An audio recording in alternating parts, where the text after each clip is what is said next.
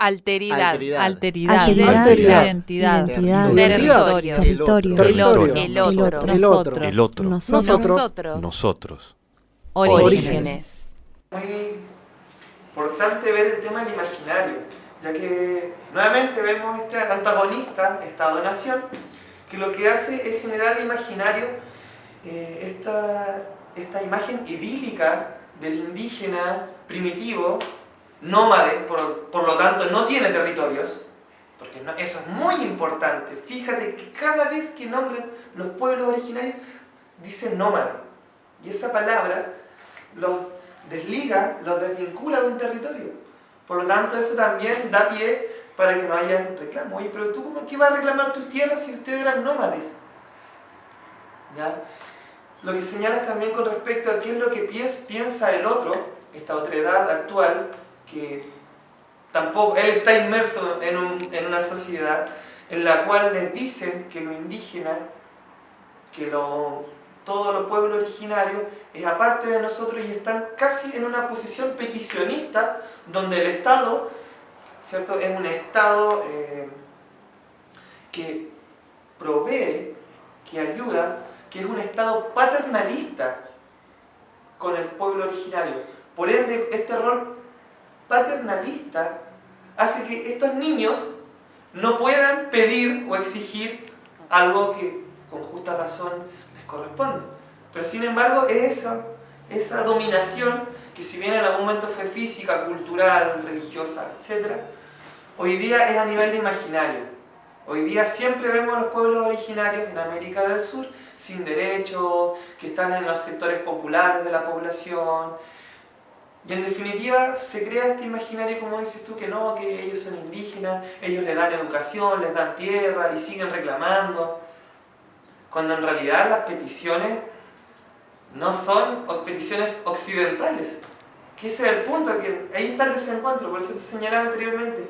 Son mundos completamente tan distintos, quizás a la rápida en una conversación no te vas a dar cuenta, pero son mundos complejamente tan distintos que el momento que nos ponemos a conversar no vamos a llegar a ningún lado. Argentina se ha considerado siempre un país blanco y europeo,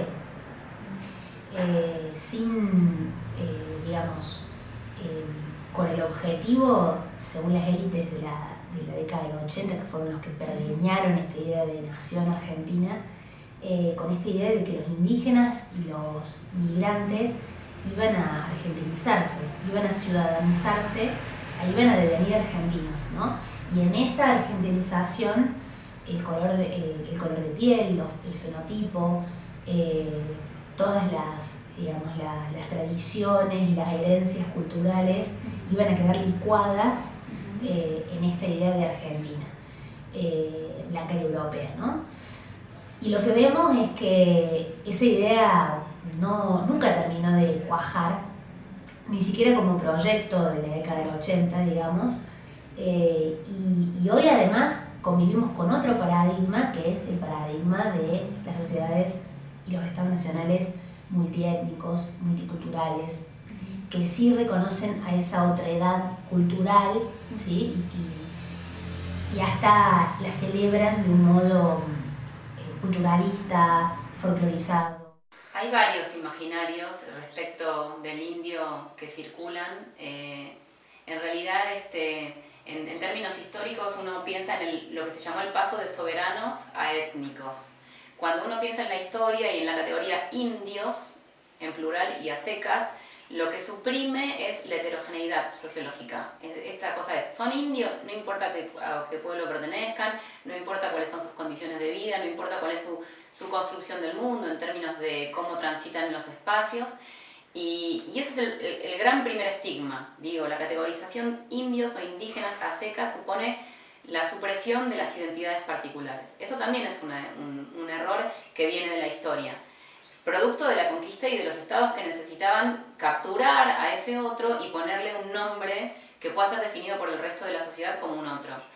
Eso por una parte. Y después hay distintos imaginarios según los pueblos que también se fueron construyendo con distintos mecanismos, dispositivos, discursos, la ciencia, la política, más que nada, ahora los medios de comunicación fuertemente, que tienen que ver con la tesis del crisol de razas, que supone esta idea de que nos fundimos con una suerte de identidad nacional homogénea que suprime las diferencias. Todos hablamos castellano, al parecer, aunque vivimos en un estado plurilingüe definido por constitución. Por otro lado está esta idea, bueno, venimos de los barcos, ¿no? Esta fuerte idea que uno escucha en todos los funcionarios políticos, más allá de quién está a cargo del Estado en ese momento. Después tenés el paradigma de la extranjería, que supone más el lado de la cordillera y Patagonia, y el mapuche y Chile, y el mapuche chileno, que también se refuerza erróneamente de los medios de comunicación, ignorando la historia y las investigaciones sobre el tema. Y en la Patagonia Austral, sobre todo lo que corresponde al pueblo tehuelche y a los pueblos de Tierra del Fuego, el que predomina es el paradigma de la extinción. Digo, no están más, ¿no? Y es un poco lo que uno ve, digamos, en los distintos lugares educativos. Bueno, no están más, en realidad se murieron todos de tuberculosis, no están más, ¿no?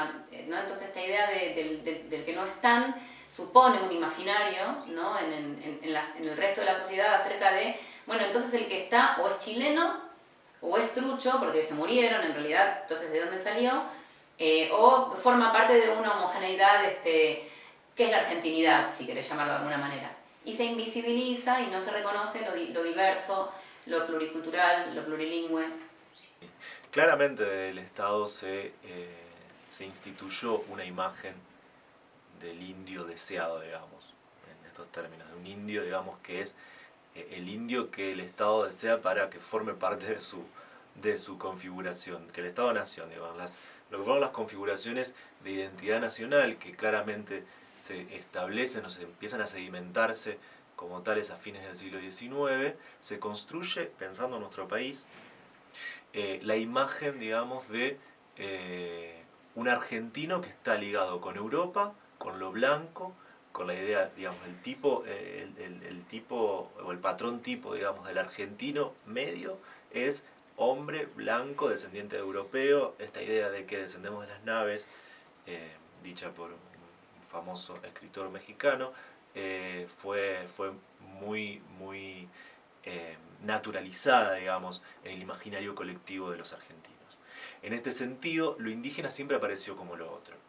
Esta construcción de lo indígena como lo otro fue decidida, digamos, en el periodo de la campaña del desierto, o como se lo denominaba en la época, la conquista del desierto, campañas militares pergeñadas por Julio Argentino Roca y llevadas adelante con, obviamente, el apoyo de sustento de grandes sectores, importantes sectores del capital. Y también sobre la lucha específicamente de los pueblos originarios, tendríamos que hablar primero acerca de la construcción de la idea de pueblo originario, de qué es lo que es un pueblo originario, para también evidenciar su transformación a lo largo del tiempo y el proceso de desnaturalización que tenemos que hacer desde el estereotipo de indio, ¿sí? El indio con plumas, con taparrabo, vestido con cuero, hasta la idea de las reivindicaciones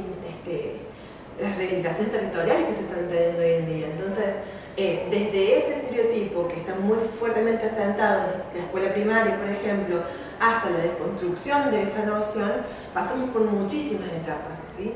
El Estado argentino en general ha sido un Estado excluyente, ¿sí? Si no es que hay profundizado en genocidios, en exterminios, ha sido un Estado que ha negado la identidad de origen y si no la ha negado, la ha excluido. Entonces, si tuviéramos que hablar de estas luchas indígenas, también tendríamos que ver la relación que han tenido con el Estado y las políticas indigenistas que se han propiciado a lo largo del tiempo. Hoy en día asistimos a pueblos originarios que con una capacidad de agencia distinta de hace 100, 50, 20 años, ¿sí? Entonces tenemos que pensar que los pueblos originarios de la campaña del desierto, los pueblos originarios del Malón de la Paz, los pueblos originarios de la reforma constitucional del 94 no son los mismos de hoy en día, ¿sí? Que son pueblos que tienen una capacidad de agencia distinta, que se relacionan con las instituciones de manera diferente, que tienen sus representantes legales, que tienen una personería jurídica y que sus reclamos van mucho más allá de lo territorio. Entonces el problema parte porque en esta construcción de Estado-Nación la identidad tiene que ser una nueva identidad, tiene que ser el argentino o el chileno, que no puede estar vinculado, ¿cierto?, a este mundo holgazán, flojo, que es la imagen que han hecho de los pueblos originarios, porque no trabajaban, no producían, no guardaban, no eran parte del sistema capital. Por ende se crea esta identidad biológica con respecto a qué es lo que es ser chileno o qué es lo que es ser argentino, donde ser aindiado es feo, nadie quiere ser indio. Y tú creces con esa identidad donde ves que lo indio o lo indígena, disculpen si soy despectivo, pero estamos hablando en este lenguaje, lo indio, lo salvaje, lo primitivo, siempre es peyorativo, disminutivo, y esto es porque el Estado nos enseña desde toda la educación que los pueblos originarios estaban en este estadio cultural. Sin embargo, ningún libro te explica la compleja cosmogonía que había detrás de ese pueblo, cuál era la asociación con el territorio. Y esto es porque tenemos a un occidental contándonos desde su punto de vista occidental, dominador, cómo actúan estas comunidades. Pero sin embargo no piensan, como ya plantea Albert Memmi, que están estas comunidades entre el dominado y el dominante. Entonces nosotros, dominantes occidentales, hemos construido una identidad biológica de lo indígena a través de nuestras descripciones occidentales, que por cierto son de hace 200 años atrás, y tenían otros intereses, tanto en lo científico como en lo religioso. Por ende, hoy día, cuando vemos las comunidades indígenas, nosotros vemos inmediatamente una identidad biológica, pero no vemos la identidad cultural que hay detrás de este grupo. Y por eso es más fácil decir o expresar para el Estado, pero si ellos no son chilenos, ellos no son argentinos, ellos son indios. Por ende, quedan fuera de todo beneficio o se crean estas cláusulas especiales para poder atender a estos ciudadanos que, además de ser ciudadanos, les favorecemos, ¿cierto?, su reconocimiento indígena, pero el reconocimiento es biológico, no es cultural. No biologicemos el principio identitario, no lo llevemos a un lugar de lo genético. Me parece que las identidades son culturales, las identidades son, por lo tanto, tienen la capacidad de crecer, de modificarse, de confundirse unas con otras, digamos, y de reeditarse en función de determinadas coyunturas socioculturales. Orígenes, identidades y territorio. Una producción que visibiliza las luchas de los pueblos originarios por el acceso negado a la tierra.